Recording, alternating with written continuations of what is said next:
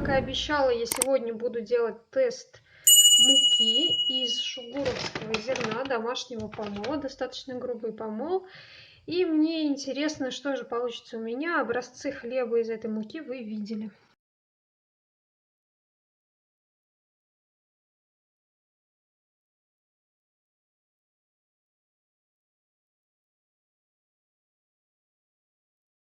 Чтобы развить максимально клейковину в этом хлебе, я думаю, что это будет не очень просто, я решила сделать длительный аутолиз. Аутолиз у меня будет идти не 20, не 40 минут, как обычно, а я думаю, часа 2-3.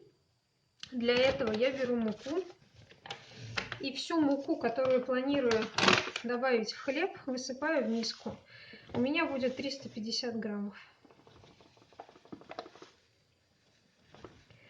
Обращаю внимание, что я больше никакой муки для усиления не добавляю. Это будет чистый эксперимент только на этой муке. 350. Оставлю себе еще муки для дальнейших экспериментов, для добавок в другие виды хлеба. А этот хлеб сделаю только на этой ремесленной муке. И в 350 граммов муки 245 граммов воды я буду делать 70% влажность. Холодная вода из-под крана 245 грамм. И дальше я смешиваю все для аутолиза. Шугуровская мука, вернее шугуровское зерно, заявлено как зерно с высоким содержанием белка 14%. Это значит, что по идее тесто хорошо должно развивать клейковину. Ну вот мы как раз и посмотрим, как это будет происходить. Сейчас тесто на ощущение такое, мука, вернее, скорее, как песочек.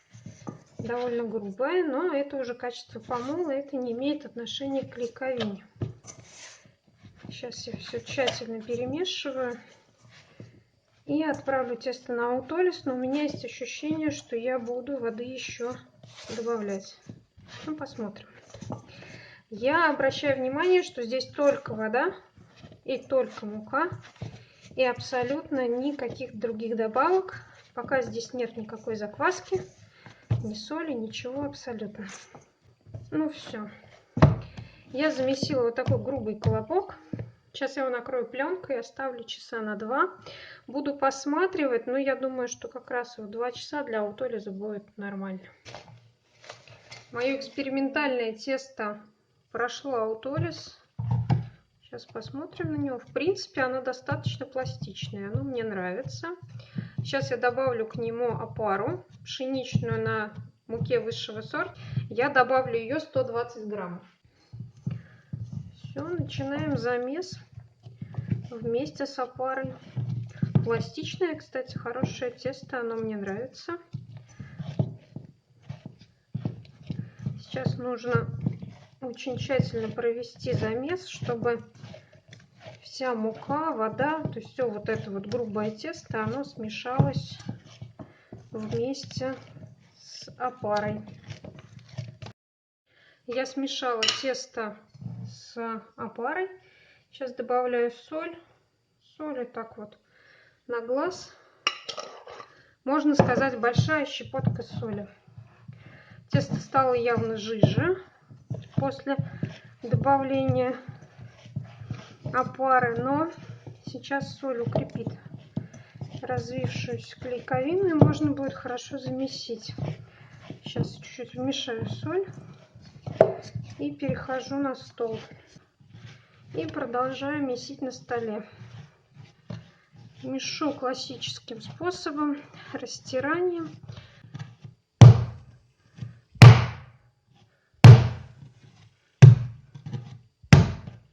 Я дала ему полежать, прям буквально парочку минут. Оно расслабилось, и сейчас я его чуть-чуть подмешу. Скребок удобный для того, чтобы тесто отделить от поверхности. Руки у меня сухие. Отделяем тесто от поверхности и подмешиваем прям несколько движений, оно тут же начинает собираться. Конечно, от такой грубой муки глютенового окна мы вряд ли дождемся. Даже просто потому, что вот эти вот частички отрубей, которых здесь очень много, они глютеновые пленки разделяют, разрезают. У них края довольно острые. Сейчас вот так подмешу. Тесто хорошей влажности, хорошей консистенции. Оно мне нравится. Оно получилось довольно гладкое. Не такое глянцевое, как из муки мелкого помола, тонкого. Я оставляю его на брожение примерно на 4-5 часов. Буду делать 2 обминки. Тесто из ремесленной муки бродит час уже. Сейчас я ему сделаю первую обминку. Я вижу, что поры образовываются. Сильно тянуть его не буду. Можно по кругу его обмять, можно складыванием, как вы считаете нужным. Самое главное его обмять, придать ему однородность. И снова поставить на брожение. Еще на час буду делать еще обминку. Прошел еще час брожения хлеба на муке из шугуровского зерна ремесленного помола. Я делаю еще одну обминку. И оставлю бродить тесто еще на час. И сделаю еще одну обминку. Прошел еще 1 час брожения. Делаю еще одну обминку. И оставлю еще на час бродить. И после этого уже буду формовать. Хорошее тесто, мне нравится. Упругое, плотное, очень приятное. Мой хлеб из шугуровской муки ремесленного помола, я думаю, что выбродил. Мне нравится его текстура. Он приятный на ощупь. Мягкий, нежный. Сейчас я его округлю и оставлю на несколько минут отдохнуть, подумать. А после этого буду делать формовку и как раз подготовлю расстоечную корзинку для него. Все, я натянула поверхность, накрываю и оставляю. Прошла отлёжка. Заготовка немножко растеклась, но сейчас я ее соберу и сформую. Сразу подготавливаю корзину для расстойки, присыпаю ее мукой и прохожу вот так вот, втирая муку в поры, чтобы заготовка не прилипла. Беру заготовку, буду делать круглую формовку. Круглая формовка делается вот так.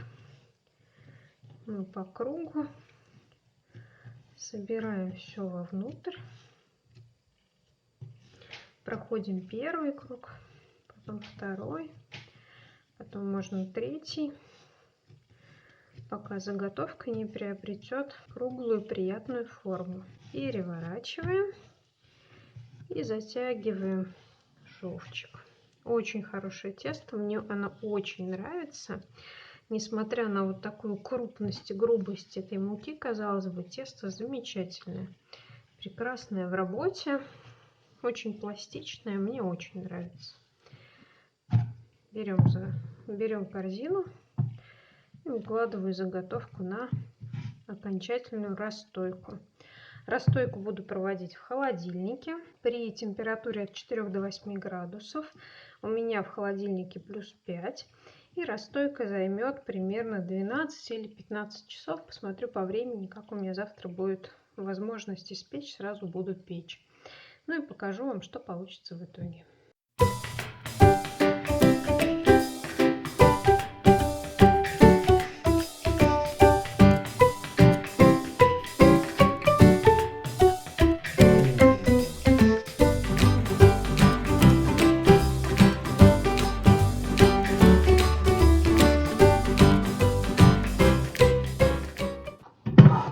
Снимаю колпак, смотрим. Неплохо он поднялся, хорошо выглядит. И отправляю допекаться, понижая температуру до 220 градусов. Я вынула мой цельнозерновой пшеничный Он чуть-чуть расплылся, хотелось бы его повыше, но такой вот он получился. В следующий раз можно растаивать в более узкой и высокой форме. Я думаю, будет поинтереснее внешний вид. Ну а так он неплохо выглядит. Будем резать, пробовать.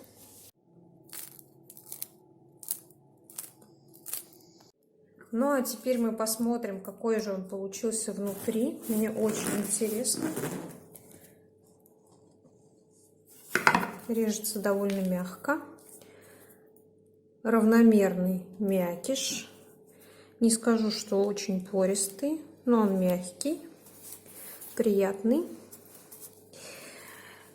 Обычно я всегда в конце видео говорю, что хлеб классный, вкусный. Я думаю, что он вкусный. Но в следующий раз я обязательно буду печь из этой муки. И я сделаю 2 поправки. И вам рекомендую, и может быть сниму видео, даже покажу. Сделаю 2 поправки. Первое, я уменьшу время расстойки холодной в холодильнике, потому что, признаюсь честно, у меня было много выпечки, и этот хлеб простоял у меня долго в холодильнике, порядка, наверное, 20 часов. Я уменьшу время расстойки, потому что при посадке в духовку я видела, что он у меня перестоял.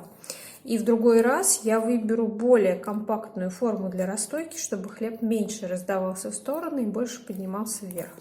Ну а так я довольна результатом, он хороший, приятный на вид, приятный на тактильные ощущения. Подписывайтесь на мой канал, и мы с вами испечем много всего интересного.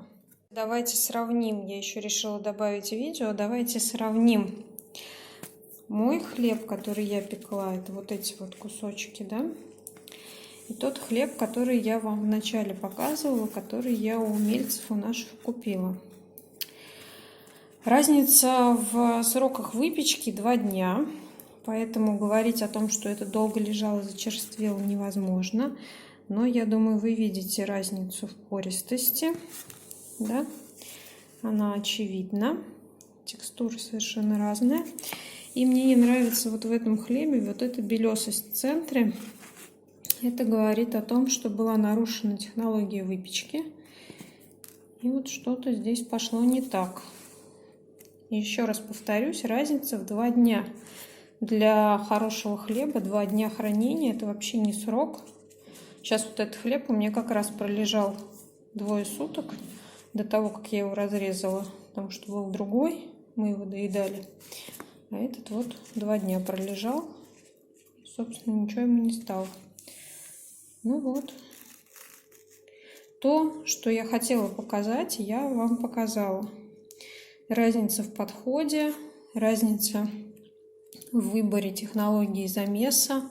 Наверняка есть разница во влажности теста. И наверняка есть разница в способе выпечки. Спасибо всем за внимание. Оставайтесь со мной. Будем печь вместе, проводить эксперименты.